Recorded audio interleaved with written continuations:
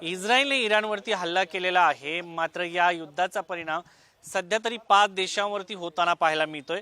या युद्धाचा परिणाम भारतासह आशिया खंडातील कोणकोणत्या देशावरती होईल, रशियाची भूमिका काय असेल, या सगळ्या संदर्भात माझ्यासोबत चर्चा करण्यासाठी परराष्ट्र धोरण विश्लेषक अनिकेत काळे सर आहेत।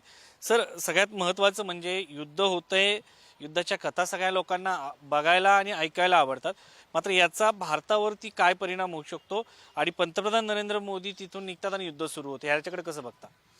नक्कीच यामध्ये या वेळेचं खूप महत्त्व आहे, कारण मोदी गेले आणि अचानक युद्धाला सुरुवात झाली असं नाही आहे। तर मोदींनी जेव्हा व्हिजिट केली आत्ता इस्रायलची, त्याच्या आधीच युद्धाचे ढग हे इस्रायल, इराण आणि मध्य पूर्व आशियामध्ये ऑलरेडी होते। परंतु मोदींनी एक मेसेज देण्याचा प्रयत्न केला की या युद्धजन्य परिस्थितीमध्ये सुद्धा भारत हा इस्रायल आणि इस्रायलच्या मित्र राष्ट्रांसोबत उभा आहे। नंबर 1, मोदींच्या या दौऱ्यावरून भारतीय विरोधकांनी मोदींवरती टीकेची राळ उठवली। मोदी इस्रायलला का बरं गेले, त्या गेल्यामुळे भारताच्या प्रतिमेला कुठे ना कुठे धक्का लागला। परंतु आज जेव्हा युद्ध सुरू झालं, अमेरिकेने आणि इस्रायली मिळून जेव्हा इराणवरती सकाळी हल्ला केला आणि त्यानंतर इस्रायलनी अमेरिकेच्या मित्र राष्ट्रांवरती असलेले अमेरिकेच्या लष्करी तळ असतील, मग कुवेत असेल, बहरीन असेल, UAE असेल, सौदी अरेबिया असेल, इथे हल्ला केला आणि जे मुस्लिम देश हे इस्रायलचे एकेकाळी कट्टर विरोधक होते, ते सगळे देश आज इस्रायलच्या खांद्याला खांदा लावून इराण विरुद्ध लढताना दिसत आहेत। त्यामुळे मोदींनी जो दौरा केला याचा कुठे ना कुठे फायदा हा भारतीय राजनीतीला, भारतीय राजकारणाला हा येणाऱ्या काळात नक्की होईल असं मला वाटतं। एक मुद्दा हा आहे, म्हणजे पूर्वी इराण आणि इस्रायलचं युद्ध किंवा हा वाद धर्मावर आधारित होता असं म्हटलं जायचं, पण आता ज्या पद्धतीने तुम्ही ह्या देशांची नावं सांगितली, ही तर मुस्लिम राष्ट्र देश आहे, त्यामुळे हे धर्मावर नाही तर मुद्द्यावर आधारित युद्ध आहे असं म्हणता येईल का? नाही, धर्मांनी जोडलेली ही जी राष्ट्र आहेत त्याच्यामध्ये एक थोडासा फरक आहे। जिथे अमेरिकन लष्करी तळ आहेत ती सगळी सुन्नी राष्ट्र आहेत आणि इराण हे जगातल्या शिया राष्ट्रांचा एक नेतृत्व करणारं राष्ट्र म्हणून आहे। तर ती धर्मांमध्ये थोडासा जो फरक इथे आहे शिया आणि सुन्नी पंथाचा, तो या राजकारणामध्ये थोडासा आहे आणि त्यामुळेच कुठे ना कुठे बाकी इस्रायलने जेव्हा इराणवरती टीका करताना किंवा आरोप करताना म्हटलं होतं की इराण आण्विक शस्त्र निर्माण करण्याच्या अगदी जवळ पोहोचलेला आहे, त्यांचा आण्विक कार्यक्रम हा प्रगतीपथावर आहे, त्यामुळेच कुठे ना कुठे बाकी आखाती राष्ट्रांना एक भीती निर्माण झाली होती, जर इराणकडे आण्विक अस्त्र आले तर येणाऱ्या काळात संपूर्ण आखाती देशांना इराण चॅलेंज करू शकतो। आणि तेवढंच नाही तर अमेरिकेला सुद्धा इराणची चीन जवळची असणारी जी जवळीक होती, त्यामुळे इराणनी जर उद्या आण्विक शस्त्र जर विकसित केले तर अमेरिकेला सुद्धा इराणवरती कुठल्याही प्रकारची कारवाई करणं हे अत्यंत आव्हानात्मक झालं असतं। आणि म्हणूनच अमेरिकेने गेल्या 10-12 वर्षापासून इराणमध्ये एक सरकारविरुद्ध वातावरण निर्मिती केली। त्या वातावरण निर्मितीचा परिपाक असा झाला की इराणमधील जनता ही आत्ता तिथल्या सरकारच्या विरोधात उभी आहे। त्यामुळे हे युद्ध इराण 2 पातळीवर लढत आहे, एक तिथल्या जनतेविरुद्ध आणि एक अमेरिका आणि इस्रायल आणि इतर आखाती राष्ट्रांविरुद्ध। त्यामुळे धर्माच्या पलीकडे जाऊन याला शिया सुन्नी राजकारणाची एक जोड आहे आणि त्याचबरोबर इराणने जर आण्विक शस्त्र डेव्हलप केले असते तर पुढे इराण हा अमेरिकेसाठी आणि आखाती देशांसाठी मोठी डोकेदुखी ठरला असता। म्हणूनच अमेरिकेने आता इराणवरती आक्रमण इस्रायलच्या मदतीने केलंय। मला हा प्रश्न तुम्ही मुस्लिम राष्ट्रांशी जोडून घेतलाय म्हणून विचारतो, पाकिस्तानची भूमिका या सगळ्या संदर्भात काय असेल? खरं तर तो अफगाणिस्तान सोबत युद्धामध्ये अडकलेला आहे, तरी पाकिस्तान नेहमी, आपल्याला माहिती आहे की नेहमी त्याला आता शेपूट म्हणणं चुकीचं आहे एक राष्ट्र असल्यामुळं, तरी पण ते वळवळल्याशिवाय राहत नाही। बरोबर आहे, अगदी म्हणजे 1 दिवसापूर्वी इराणनी सांगितलं होतं की पाकिस्तान आणि अफगाणिस्तान युद्धामध्ये आम्ही मध्यस्थी करू शकतो। त्याच वेळेस डोनाल्ड ट्रम्प यांचं स्टेटमेंट आलं की मी त्यांच्यामध्ये मध्यस्थी करू शकतो, पण पाकिस्तानकडे एक चांगले प्रधानमंत्री आणि त्यांनी त्यांच्या लष्कर प्रमुखांची आणि प्रधानमंत्र्यांची ट्रम्प यांनी कुठे ना कुठे स्तुती केली होती। त्यामुळे इराणच्या संबंधामध्ये पाकिस्तान हा नक्कीच काही ना काही कुरापती करेल। मग येणाऱ्या काळात अमेरिका धार्जिनं सरकार जर इराणमध्ये आलं तर त्या माध्यमातून चाबार बंदर, जो भारताचा सगळ्यात मोठा तिथला स्ट्रॅटेजिक कार्यक्रम आहे, त्याला तो काही ना काही कुरापती तिथे काढण्याचा प्रयत्न करेल। कारण इराणमधलं सरकार बदललं तर तिथले निर्बंध सुद्धा उठवले जातील, त्या निमित्ताने भारतीयांसाठी इराणमध्ये एक मोठी व्यापारपेठ डेव्हलप होईल। दुसरं, चाबार बंदरावरती ज्यावेळेस भारतातून व्यापार सुरू होईल तर अफगाणिस्तानपर्यंत जो आत्ता पाकिस्तानच्या माध्यमातून आपल्याला माल पोहोचवण्यासाठी अडचणी येत आहेत, त्या वस्तू चबारच्या थ्रू डायरेक्ट अफगाणिस्तानमध्ये, त्यामुळे इराणच नाही तर अफगाणिस्तान बरोबर पण भारताचे संबंध बळकट होतील. त्यामुळे पाकिस्तान येणाऱ्या काळात चाबार बंदराच्या माध्यमातून नक्कीच कुरघोड्या करण्याचा प्रयत्न या दृष्टीने करेल, याच्यात मला कुठलीही शंका वाटत नाही. एक मुद्दा पुन्हा चाबार बंदराचा उल्लेख आला म्हणून विचारतो. खरं तर हेच जर सरकार राहिलं आणि यांच्यामध्ये शांतता वार्ता सुरू झाली तर भारतासाठी येणाऱ्या काळामध्ये, कारण इराण भारताला आता शत्रू राष्ट्रांच्या याच्यामध्ये पाहू शकतं, कारण एरवी या अगोदर नव्हतं. भारताची परराष्ट्र नीती बदललेली आहे आणि इराणनी देखील ऑपरेशन सिंदूरच्या वेळेस घेतलेली भूमिका आपल्याला माहिती आहे. तर त्यावेळेस भारताला अडचणी निर्माण होऊ शकतात का? मला असं वाटतं की फक्त आता दैवी चमत्कारच इराणमध्ये खोमेनी सरकारला सत्ता परिवर्तनापासून रोखू शकतो. तिथे आता येणाऱ्या काळात सत्ता परिवर्तन होणार हे नक्की आहे, कारण अमेरिकेने ज्या पद्धतीने हमला केलेला आहे, इराणनी बाकीच्या याच्यावरती हमला केलेला आहे, त्यांनी कुठेतरी बाकीच्या आखाती देशांना एक भीती निर्माण केलेली आहे की येणाऱ्या काळात जर इराणला काही झालं तर इराण कधीही आपल्यावरती आक्रमण करू शकतो. त्यामुळे फक्त दैवी चमत्कारच खोमेनींना आता सत्तेपासून दूर राखू शकतो. बाकी ही सत्ता किंवा हे खोमेनी सरकार आता उलटल्यात जमाय, फक्त किती वेळ लागतो हे बघणं महत्त्वाचं आहे. त्यामुळे येणाऱ्या काळात जेव्हा सरकार येईल, त्यामध्ये म्हणतायत की शहा जे पूर्वीचे इराणचे शासक होते त्यांच्या वंशाचे रेजा शहा जर सत्तेवर आले तर त्यांच्याबरोबर भारताला कूटनैतिक भूमिका अजून आपली मजबूत करून आपले स्वार्थ, आपले इंटरेस्ट प्रोटेक्ट करावे लागतील असं मला वाटतं. एक मुद्दा हा आहे की व्यापाराचा मुद्दा सगळ्यात महत्त्वाचा युद्धासाठी कारणीभूत ठरतो, पण या ठिकाणी अणुऊर्जेचा मुद्दा आहे आणि इराण हे एक मुस्लिम राष्ट्र आहे, पाकिस्तान एक मुस्लिम राष्ट्र आहे ज्यांच्याकडे अणुबॉम्ब आहे, आणि दुसरं एक राष्ट्र असं निर्माण होऊ नये अशी भारताची देखील इच्छा आहे का? तसं बघायला गेलं तर अरेबिक आखाती देशांकडून किंवा अरेबिक मुस्लिम देशांकडून भारताला डायरेक्ट एक थ्रेट नाही, पण येणाऱ्या काळात जर दोन आण्विक राष्ट्रांची युती भारताविरुद्ध होणं आशियामध्ये हे नक्कीच भारतासाठी चांगलं नाही. ज्यावेळेस या दोन्ही देशांचा मित्र चीन असेल त्या परिप्रेक्षमध्ये भारताला ही मैत्री कधी परवडणारी नव्हती.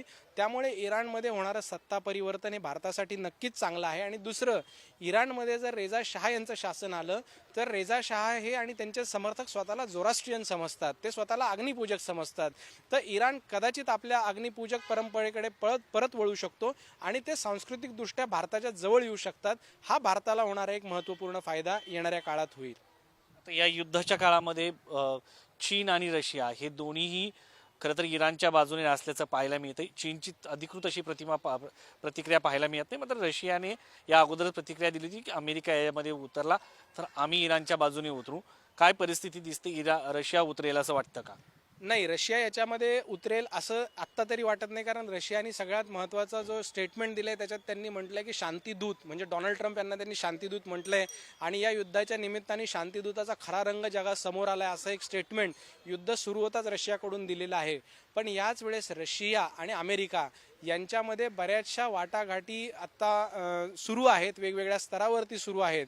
त्यामुळे इराणच्या डायरेक्ट बाजूने रशिया उतरेल किंवा चायनाही आत्ता जाऊ शकेल असं मला वाटत नाही, कारण सध्याची परिस्थिती बघता जेव्हा जनमतच सध्याच्या इराण सरकारच्या विरुद्ध आहे, त्यामुळे इराण, रशिया आणि चीन हे किती धोका पत्करतील अमेरिकेविरुद्ध जाण्याचा हे पाहावं लागेल. आणि जर चायना आणि रशिया अमेरिकेविरुद्ध गेले तर एका प्रकारे ते GCC कंट्री, म्हणजे आत्ता जे 6-7 देश युद्धात ओढले गेले आहेत त्यांच्या विरुद्ध गेल्यासारखं होईल. त्यामुळे खुलेपणाने तरी ते आता इराणच्या समर्थनार्थ येतील असं मला वाटत नाही. जो 2015ला करार करण्यात आला होता 6 देशांचा मिळून, डोनाल्ड ट्रम्प सत्तेत आल्यानंतर त्यांनी 2018ला पहिल्यांदा सांगितलं की आम्हाला हा करार मान्य नाही. वेगळ्या पद्धतीचा पुन्हा इराणसोबत अमेरिका करार करेल का? त्यांच्यावरची बंधनं उठवेल का? आणि अणुऊर्जाची संदर्भामध्ये जी इराणची भूमिका आहे की त्यांना अणुऊर्जा निर्मिती करायची आहे शांततेसाठी, याकडे कसं बघता? अमेरिका आणि इस्रायल या मान्यता देईल का? अमेरिका नक्कीच याच्यामध्ये एक हे करू शकतं की स्वतःचा लष्करी तळ मजबूत करण्यासाठी आणि इराणच्या आण्विक कार्यक्रमांवरती आम्हाला आमचं नियंत्रण ठेवायचं आहे म्हणून स्वतःचा लष्करी तळ या निमित्ताने अमेरिका इराणमध्ये दीर्घ काळासाठी ठेवू शकतं.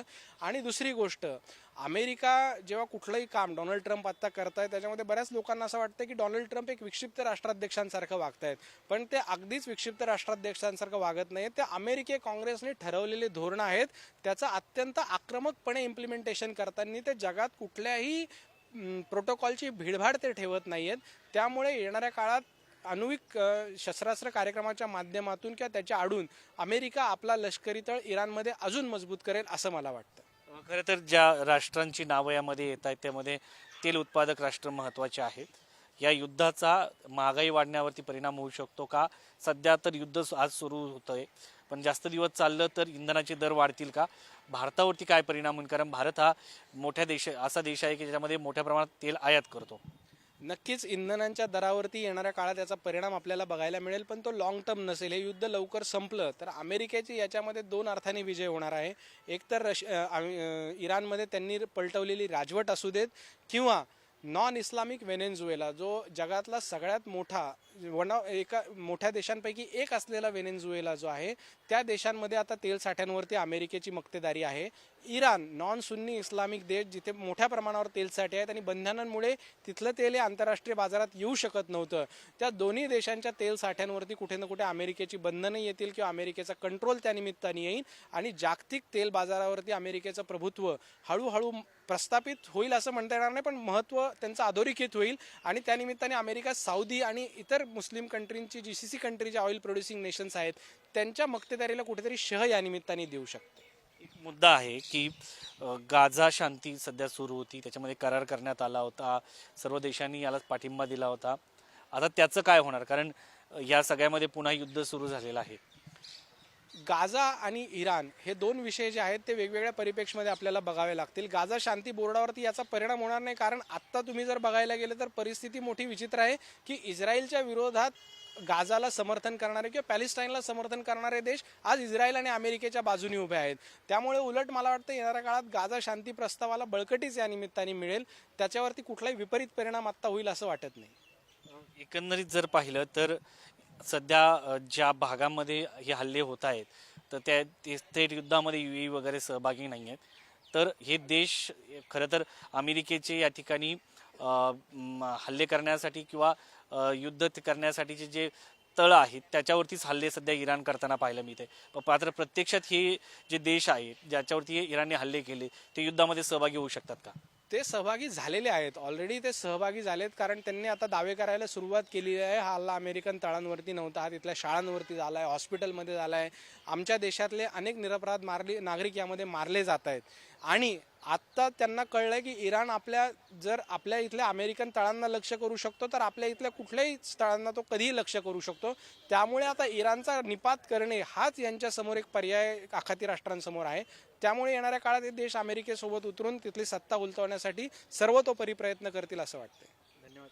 हे होते अनिकेत काळे सर. सध्या जर आपण पाहिलं तर या परिप्रेक्षामध्ये भारताला भविष्यामध्ये सध्या तरी थोडासा महागाईच्या झळा ज्या आहेत त्या पोहोचू शकतात.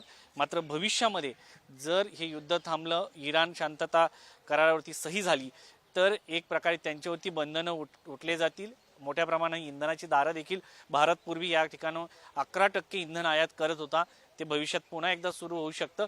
आणि रशियाची अलीकडे काळामध्ये जी इंधनावरती मक्तेदारी होती ती देखील संपुष्टात येऊ शकते, कारण बाकी जे युरोपियन देश आहेत त्यांना देखील इराण असो या भागातील आखाती देशांमधून इंधन घेता येऊ शकतं. तर एकंदरीत पाहिलं गेलं तर सध्या हे युद्ध थांबवणं गरजेचं आहे. आणि सदा भविष्यामध्ये खोमेनी यांचं सरकार जर उलटून गेलं तर भारतासाठी देखील आगामी काळामध्ये अच्छे दिन येऊ शकतात असं अनिकेत काळे सरांचं म्हणणं आहे. व्हिडिओ जर्नलिस्ट अनिल कपूरसह शिवाजी काळे, पुढारी न्यूज, दिल्ली.